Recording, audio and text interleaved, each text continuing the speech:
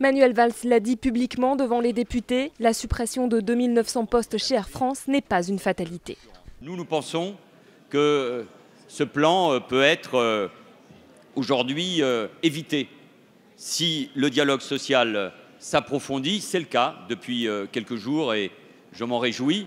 Le dialogue social, c'est l'ancien conseiller du Premier ministre, Gilles Gateau, qui l'incarnera. Il rejoindra le 1er novembre la direction des ressources humaines. Pour les syndicats, il aura beaucoup à faire.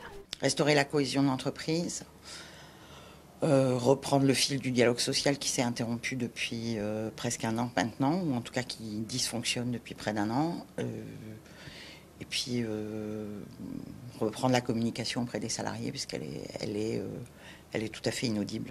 La ministre du Travail, Myriam El Khomri, s'est prononcée elle aussi en faveur de la suspension du plan de restructuration pour, dit-elle, retrouver un climat apaisé. Nous, on constate que c'est un pas en avant qui est fait par le gouvernement. Nous, ce qu'on demande, c'est carrément l'annulation de ce plan et que la direction revienne vers nous avec un plan à long terme qui va proposer de la croissance et de l'emploi. La CGT, elle, attend d'abord des actes. Il faut que ça se concrétise.